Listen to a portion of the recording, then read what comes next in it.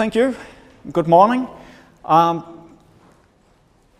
We started quite recently a Chinese chapter of the Digital Games Research Association. So we have made efforts towards forming regional game studies in the Chinese-speaking world. First, I'm going to tell you about how and why we did that. And I hope you can see some parallels to your efforts here in Central and Eastern Europe towards regional game studies. Hopefully you can see parallels. It might even be stimulating to think about these two cases of regional game studies in parallel. When I've done that, I hope to have a few minutes left to provide some theoretical framing of such efforts. So, the part of the world we are talking about is seen on that Google map. Ningbo, where I live and work, is up there where it says East China Sea. I'm at the University of Nottingham, which has a UK campus, but also a campus in China and one in Malaysia. So Ningbo is up there. You'll find Shanghai a couple of 100 kilometers north of that. Then you have the island of Taiwan. Further down south you find Hong Kong, Singapore. Up to the north you have Beijing, of course. And I'm highlighting these places because they are Chinese in various senses of that word. And because they have relatively strong universities with a potential interest in game studies. I've used the word we quite a lot. I should probably explain that it's not I solo who have started Chinese DiGRA.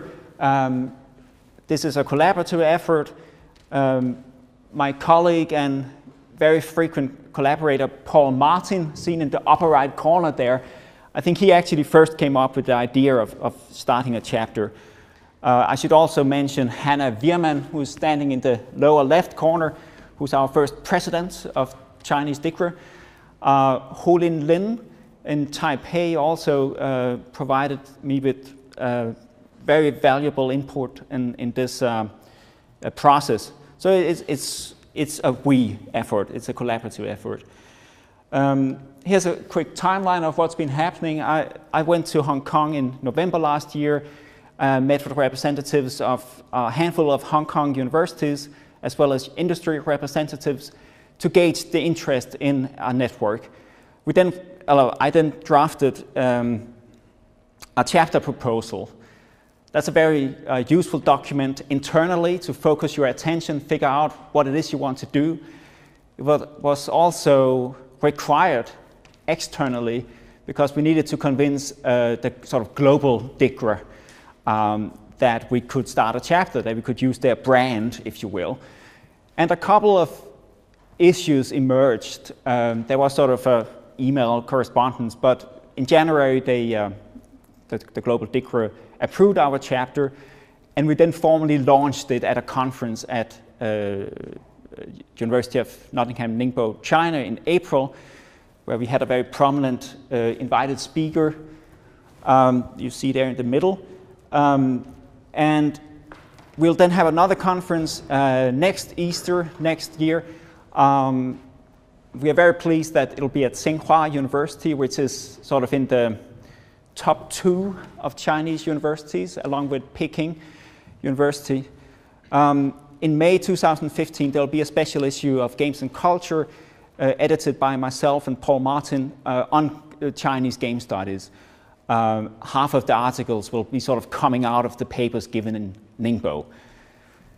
Right, so that's what's happening and what is going to happen in the near future.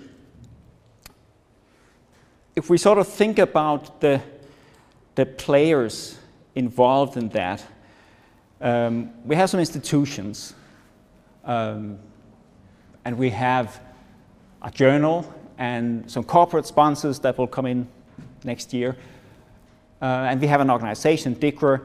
I mean, we all sort of need each other in various ways. We, as a regional network, we need the credibility we get from these organizations and institutions.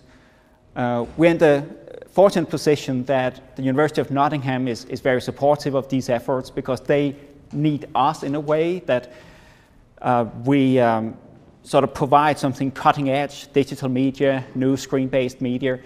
That looks good for them. There's nothing of the sort going on in Nottingham, UK. That is not quite a situation for a lot of our mainland Chinese colleagues. I had a chat with a Slovenian colleague this morning, and it sounded a little like he was in the same position as some of these mainland Chinese scholars who work on computer games. It's difficult for them to be taken seriously. And that's actually one of our aims, that we are working towards having the computer game taken seriously as a worthy object of academic attention. And networks, DiGRA organizations, institutions, that is all needed to achieve that goal. Okay, so there are these sort of direct players, but we can also identify some implied players, if you will.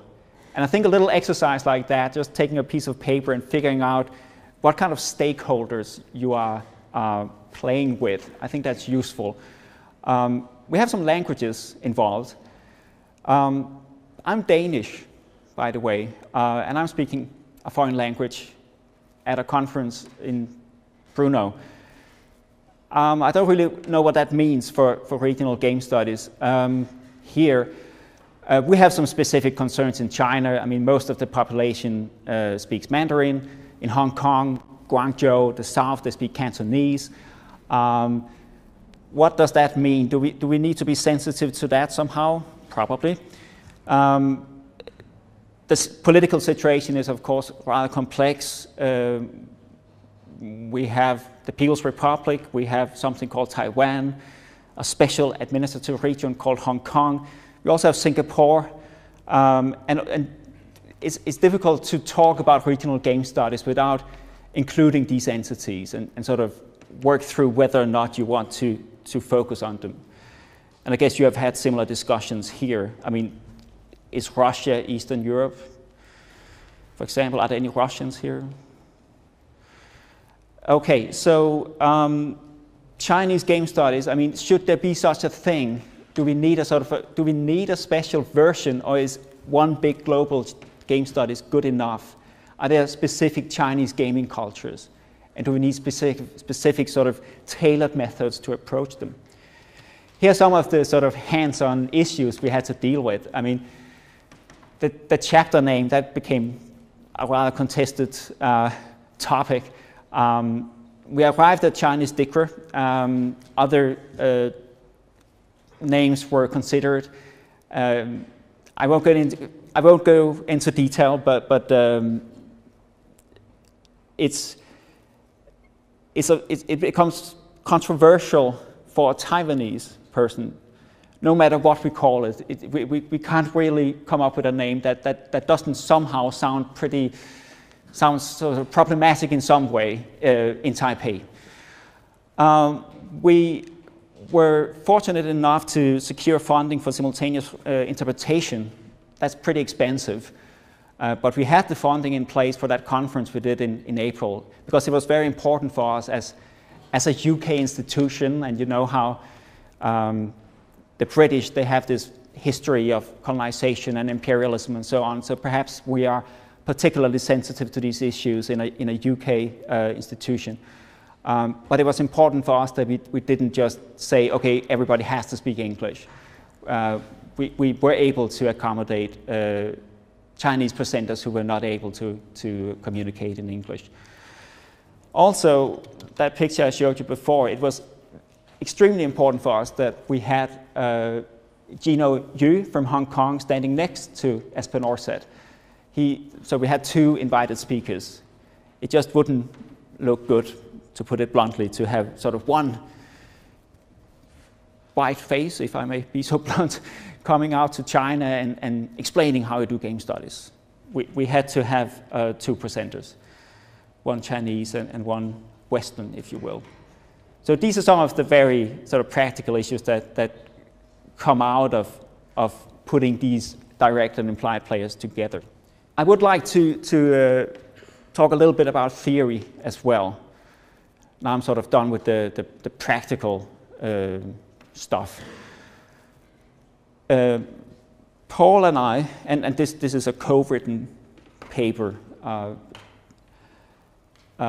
define game studies as an interdisciplinary field. A discipline is associated with teaching and instruction, but also with the sort of the disciplining, the verb, into schools, into methods, and so on.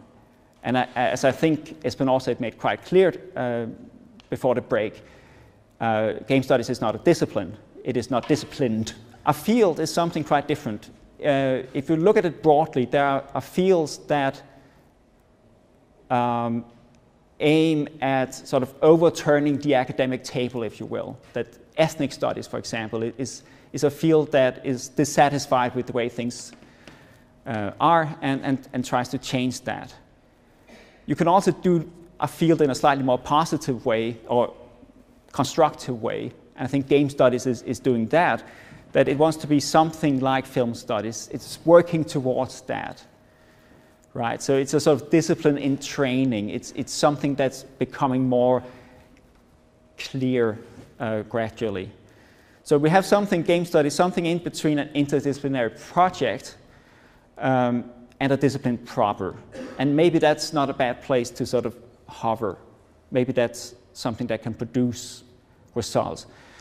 And as Espen also had already mentioned again before the break, yeah, we don't really have a sort of coherent set of methods and theories in game studies. So that's another reason for calling it a field rather than a discipline.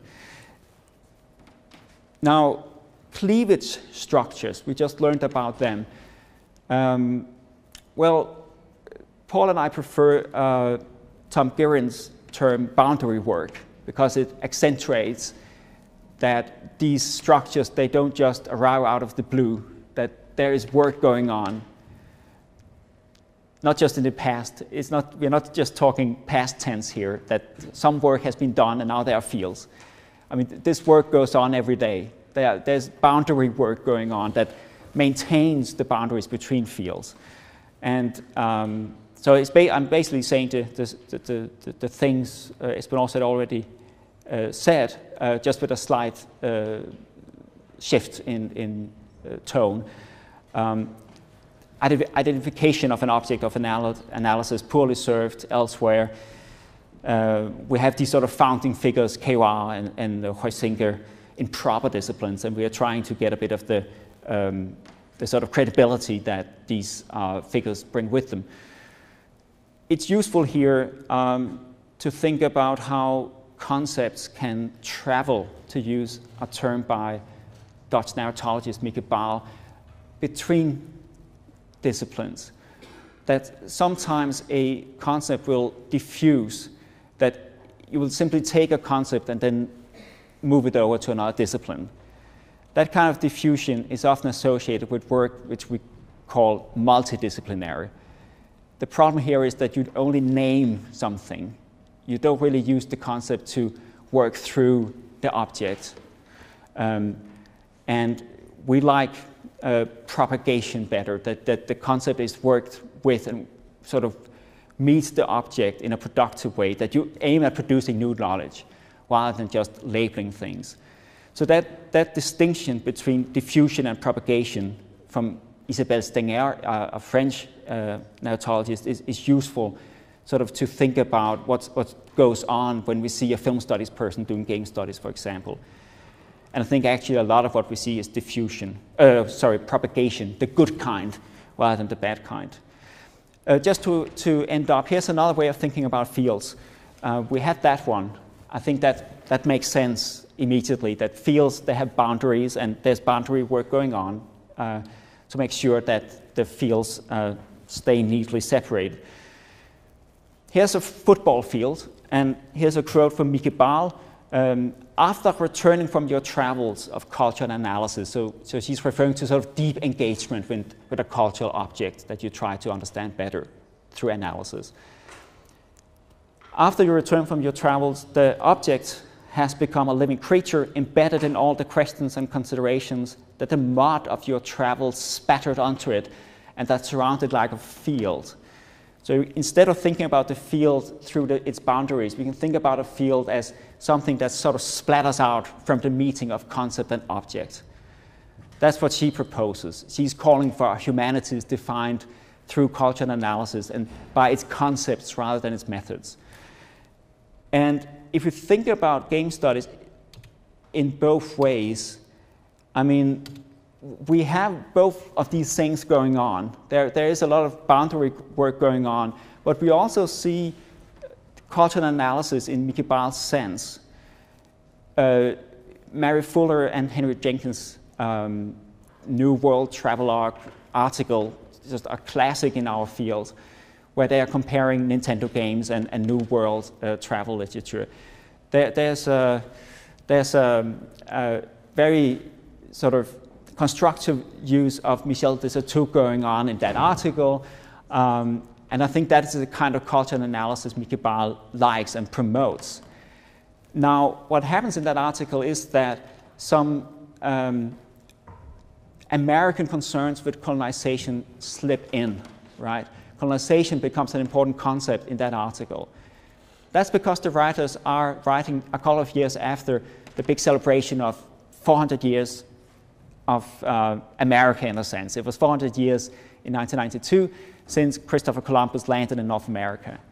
So there is sort of a local, if you will, or regional concern slipping in through cultural analysis into the game studies discourse. And my suggestion for regional game studies would be that the last part, the last type of fields, thinking about fields in terms of the mud that splatters around an object of analysis after cultural analysis has been done. I think that's particularly important for regional game studies, that we engage with objects of some sort of regional character, and that becomes part of the game studies we build up. And that's the takeaway. That's it. Thank you.